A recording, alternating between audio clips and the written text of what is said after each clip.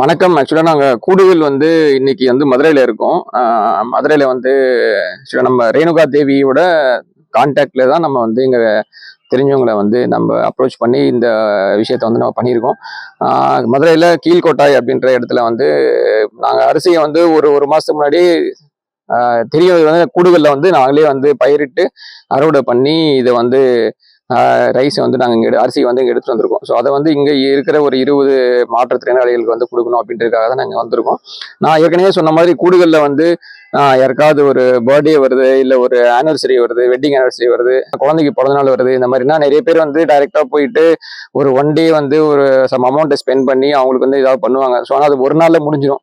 So நாங்கள் என்ன சொல்கிறோம் அப்படின்னா, நீங்கள் வந்து யாராவது சின்ன சின்ன விவசாயம் பண்ணுவாங்க. நாங்கள் வந்து பெரிய அளவில் விவசாயம் பண்ணல. நான் வந்து ஒரு 3/4 ஏக்கரில் தான் விவசாயம் பண்ணிட்டு இருக்கேன். நெல் 3/4 ஏக்கர்ல தான் பண்ணிட்டு இருக்கேன். மற்றதெல்லாம் மாமரம், தென்னை மரம். நான் என்ன சொல்றேன் அப்படின்னா, இந்த சின்ன சின்ன விவசாயம் பண்றாங்களே, ஸோ அவங்களுக்கு வந்து நீங்க ஸ்பெண்ட் பண்ற அந்த ஒரு நாள் ஸ்பெண்ட் பண்ற அமௌண்ட்டை வந்து இந்த சின்ன விவசாயிகளுக்கு நீங்க ஸ்பெண்ட் கொடுத்தீங்க அப்படின்னா, அவங்க வந்து அதை ஸ்பெண்ட் பண்ணாங்க அப்படின்னா, விவசாயம் பண்றதுக்கு ஸ்பெண்ட் பண்ணா அதை வந்து இன்னொரு 10 பேருக்கு சேர்ந்து கொடுக்கலாம். ஸோ இந்த ஒரு கான்செப்டுக்காக தான் நாங்கள் இந்த விஷயத்த பண்ணிட்டு இருக்கோம். யாரெல்லாம் உங்களுக்கு இன்ட்ரெஸ்ட் இருக்கோ, இந்த மாதிரி இந்த பர்த்டே ஆனிவர்சரி இல்லை வெட்டிங் ஆனிவர்சரி இந்த மாதிரி எல்லாம் இருக்கும்போது இதை நீங்க ஃபாலோ பண்ணீங்க அப்படின்னா விவசாயிகளுக்கும் பயனுள்ளதா இருக்கும், பிளஸ் மாற்றுத்திறனாளிகளுக்கும் வந்து பயனுள்ளதா இருக்கும்.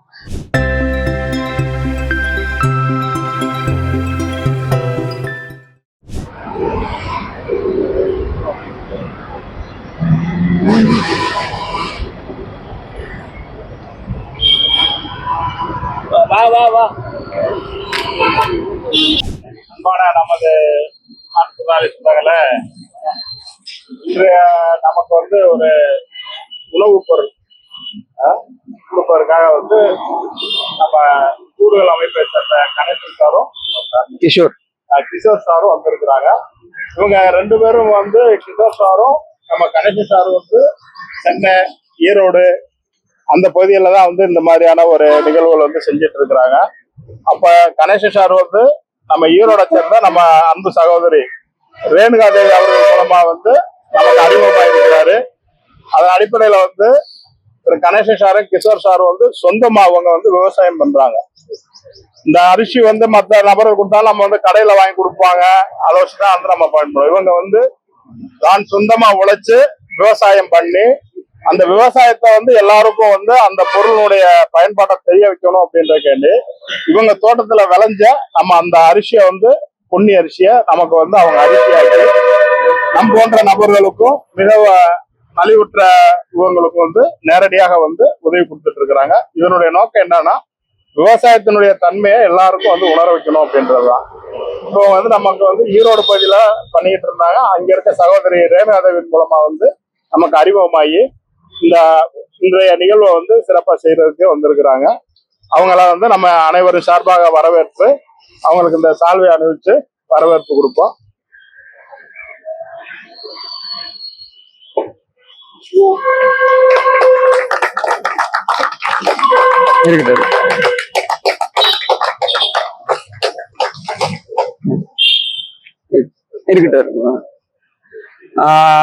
ஐயா சொன்ன மாதிரி என் பேரு தான் கணேசன், அவர் என்னோட ஃப்ரெண்டு கிஷோரு.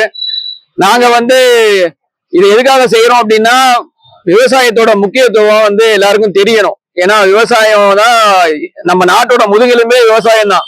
ஆனா இப்ப வந்து நிறைய பேர் விவசாயம் பண்றதே விட்டாங்க. இன்னொன்னு அதுக்கு பண்ற செலவு அதிகமாயிருச்சு. சோ அது முக்கியமான காரணம். ஏன்னா சின்ன சின்ன விவசாயிகள் செலவு பண்ண முடியாது.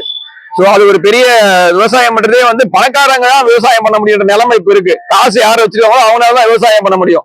சோ அந்த மாதிரி நிலைமை மாறிடுச்சு. ஏன்னா சின்ன சின்ன விவசாயிகள்லாம் வந்து ரொம்ப கஷ்டப்பட்டு இருக்காங்க. சோ அந்த அளவுக்கு கூலி எல்லாமே செய்யறது வந்து செலவாகுது. நாங்க வந்து முக்கியமா இதை நாங்க ஆரம்பிச்சதுக்கு காரணமே, நாங்க வந்து பறவைகளுக்காக வேலை செஞ்சுட்டு இருக்கோம். எங்களுடைய மொத்த டீமும் வந்து பறவைகளை பாதுகாக்கிறது, மழைநீரை பாதுகாக்கிறது, மண்ணை பாதுகாக்கிறது, இதை சார்ந்து நாங்க இயங்கிட்டு இருக்கோம். எனக்கு வந்து ஒரு 1.5 வருஷத்துக்கு முன்னாடி நான் ஒரு ஆக்சிடென்ட்ல எனக்கு கால் அடிபட்டது. ஒரு 3 மாசம் வந்து நான் நடக்க முடியாம இருந்தேன்.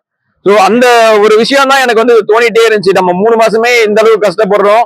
ஸோ குழந்தையில இருந்து இல்ல நடுவுல ஆக்சிடென்ட்ல ஏதோ ஒரு சம்பவத்தினால அடிபட்டு அதுக்கு மீறி இருக்கிற வாழ்க்கை ஃபுல்லா வந்து சரி பண்ண முடியாம இருக்கிறவங்க வந்து எவ்வளவு கஷ்டப்படுவாங்க அப்படின்ற ஒரு எண்ணம் வந்து தோணிட்டே இருந்ததுனாலதான் நாங்க இந்த விஷயத்தையே ஆரம்பிச்சோம். ஸோ நிலம் இருக்கு, ஒரு 4-5 ஏக்கர் நிலம் இருக்கு. அதுல 1 ஏக்கர்ல நான் வந்து விவசாயம் பண்ணிட்டு இருக்கேன். ஸோ அந்த 1 ஏக்கர்ல கிடைக்கிறதுல நான் கொஞ்சம் வச்சுப்பேன், மீதி வந்து இந்த மாதிரி முடியாதவங்களுக்கு தான் கொடுப்பேன். ஏன்னா நான் மனிதர்களுக்கு பெருசா பண்ணணும் அப்படின்றது. ஏன்னா மனிதர்களோட இருக்கிறதே மோசமான பிறவி வந்து மனித ஜென்மம் தான். இருக்கிறதே ரொம்ப ரொம்ப டேஞ்சரு, ரொம்ப ரொம்ப மோசமானது இந்த மனித பிறவி தான். சோ அதனால எங்களுக்கு முதல்ல வந்து மனிதர்களுக்கு மட்டும் எதுவுமே செய்யக்கூடாது அப்படின்ற ஒரு எண்ணம்லாம் இருந்தது எனக்கு. நான் அந்த ஆக்சிடென்ட்க்கு அப்புறம் நான் அதை வந்து ரொம்ப அது தப்பு. சோ எல்லாருக்கும் பண்ணக்கூடாது. ஆனா இந்த மாதிரி முடியாதவங்களுக்கு மட்டுமாவது நம்ம வந்து ஒரு சில விஷயங்களை பண்ணணும் அப்படின்றதுக்காக தான் நாங்க இந்த விஷயமே ஆரம்பிச்சோம். சோ கடந்த ஒரு 2 வருஷமா நாங்க பண்ணிட்டு இருக்கோம். இதுக்கு முன்னாடி ஐயா சொன்ன மாதிரி ஈரோட்ல கொடுத்துருக்கோம், நார்த் மெட்ராஸ்ல ஒரு 2-3 டைம் கொடுத்துருக்கோம். இது வந்து கண்டிப்பா இது செலவு ஜாஸ்தி தான் நாங்க இங்க எடுத்து வர்றது. ஏன்னா நாங்க எங்க ஊர்ல நான் பயிரிட்டு நான் அதுக்கு எல்லாத்தையும் பார்த்து தண்ணி விட்டு அதை அறுவடை பண்ணி நான் அதை எடுத்து பண்றது ஒரு பெரிய வேலை. இருக்கிறதுலே பெரிய கஷ்டமான வேலை விவசாயம் தான்.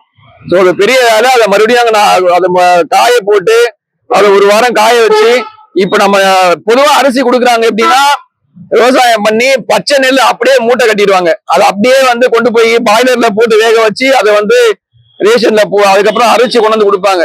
நம்ம வந்து அப்படி கிடையாது. அதை முறையா அறுவடை பண்ணி ஒரு வாரம் வெயில நல்லா காய வச்சு அதுக்கப்புறம் தான் வந்து அதை கொண்டு போய் நாங்க பயன்பாட்டுக்கே கொடுப்போம். ஏன்னா இந்த புழுங்கல் அரிசிக்கும் பச்சை அரிசிக்கும் நிறைய வித்தியாசம் இருக்கு. நம்ம வந்து எப்பவுமே வந்து பச்சை அரிசி தான் சாப்பிடுவோம். ஆனா இப்ப எல்லாருமே வந்து புழுங்கல் அரிசி சாப்பிடுறாங்க. அது என்ன காரணம்னா அது நிறைய காரணம் சொல்றாங்க. ஆனா நம்ம வந்து புழுங்கல் அரிசி எல்லாம் சாப்பிட மாட்டோம். விவசாயம் பண்றவங்க பச்சை அரிசி தான் சாப்பிடுவாங்க. புழுங்கல் அரிசி ஏன் கொண்டு போறாங்க அப்படின்னா அதை வந்து பெருசா விவசாயம் பண்றவங்க பச்சை அரிசியை வந்து அப்படியே காய வைக்கிறதுக்கு இடம் இருக்காது, டைமும் இருக்காது. அதனால அப்படியே கொண்டு போய் வேக வச்சு புழுங்கல் அரிசியா கொடுக்குறாங்க. அதை ரொம்ப நாள் பேக் பண்ணி வச்சு நம்ம யூஸ் பண்ணலாம்.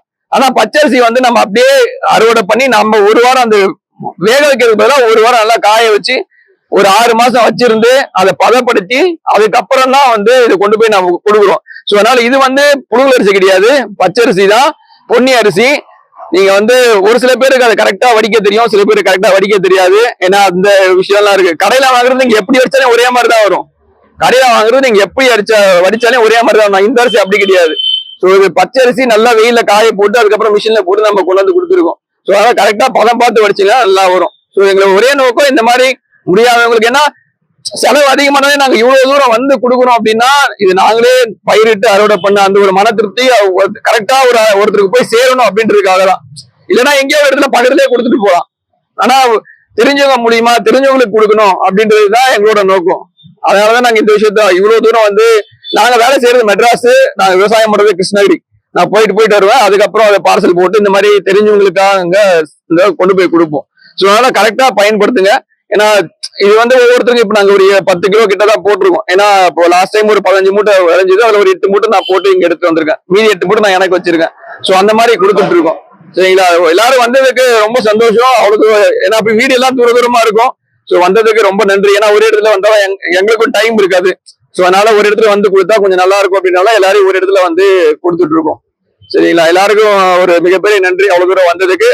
மறுபடியும் வீட்டுக்கு போகும்போது கொஞ்சம் பத்திரமா போங்க. சரிங்களா?